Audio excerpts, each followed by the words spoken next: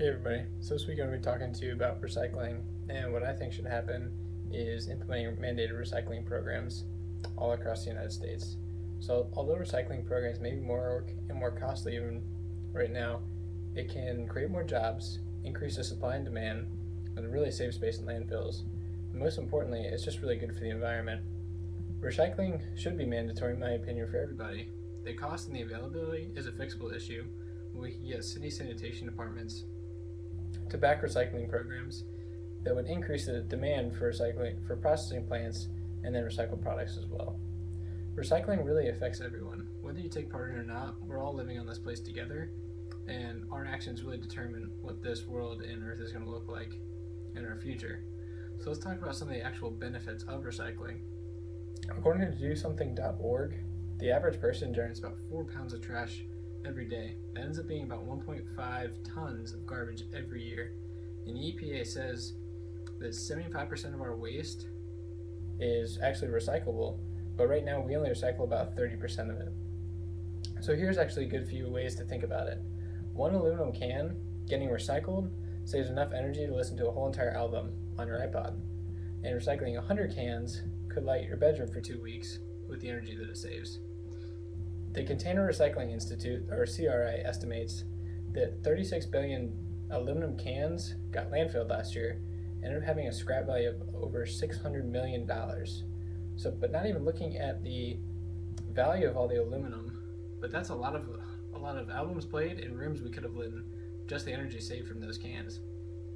Another fact that I thought was really interesting was that a glass container can actually go from recycling to a store shelf in less than 30 days. And us as Americans, we throw away about 28 million glass containers every year.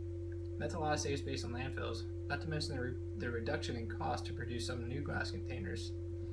So how many of us actually recycle? In 2011, the EPA reported that currently less than 35% of households and 10% of businesses recycle.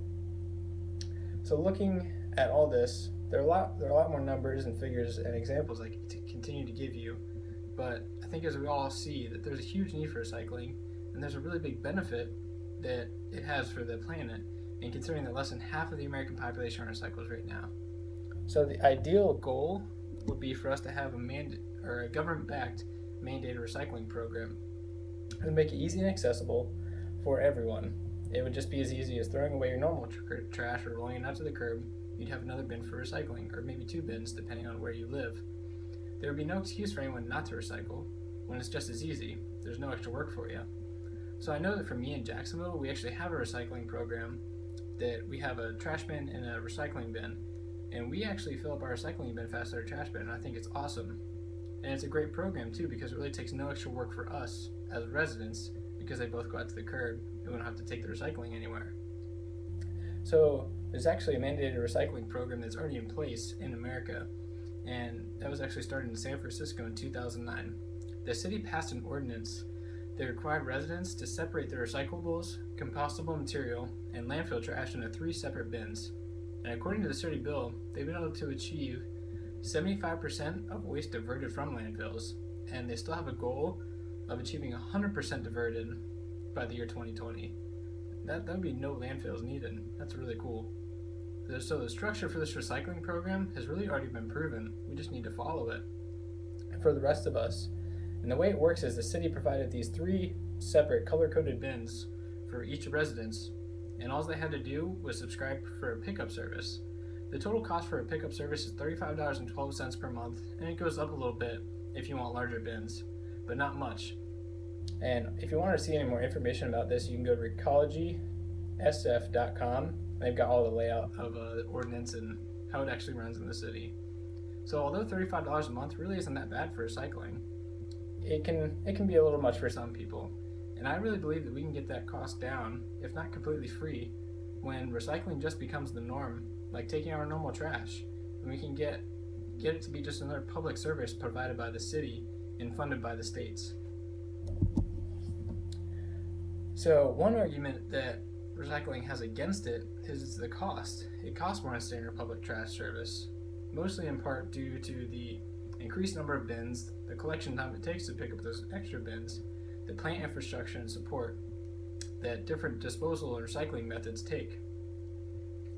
However, one way we can curb this cost is by increasing the supply of recycled materials. And when we do that, it increases the production of recycled materials as well, and the demand for some more recycled products. So I'm sure we've all seen those made from recycled materials labels on some things we might buy in stores. But maybe we don't buy them because of the cost.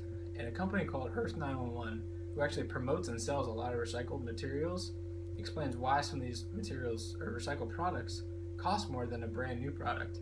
They say the biggest factor is the time it takes to get recycled products cleaned and ready to be reused. So a perfect example of this is they say a typical yard of recycled rubber that might be used for a backpack costs about $4 to $5 a yard, whereas a new product generally costs about $1.20 a yard.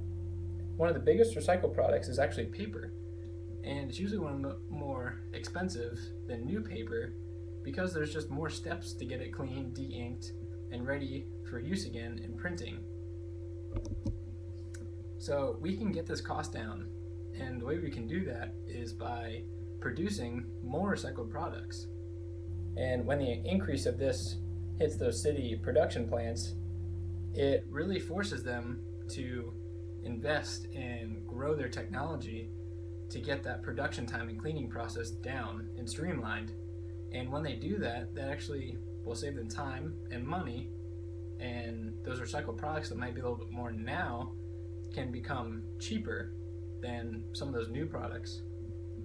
And I think I can say that we all feel a little bit better when we go to the store, like the grocery store or whatever, and we buy that roll of paper towels or those clothes or whatever it may be that says made from recycled materials on it.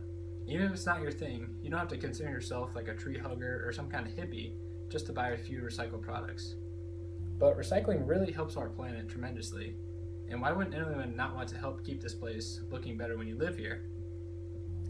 Now, I know we're not all going to run to the local city district and start demanding these mandatory recycling programs, but we can really start this process with us each in our own residences and really just start to us recycling more. Toss a few more materials in that recycling bin than in the trash bin that you normally would.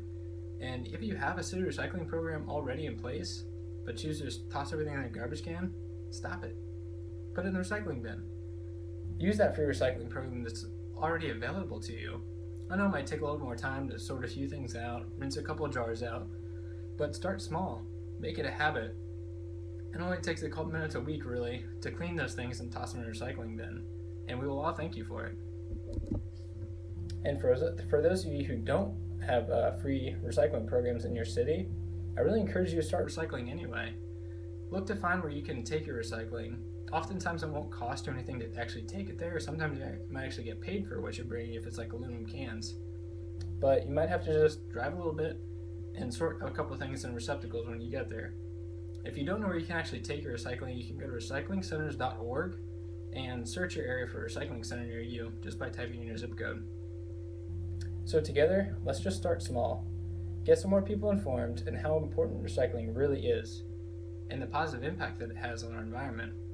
All the big movements start with a few people, but good news. This movement's already started, so we just gotta jump on the bandwagon and help keep it going and growing and getting this bigger.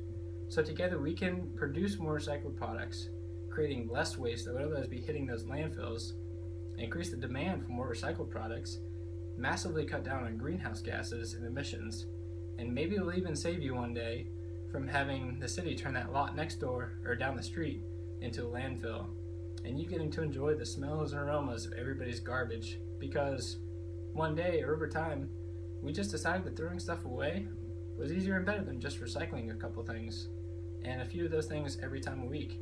So let's do our part and just start recycling. Thanks.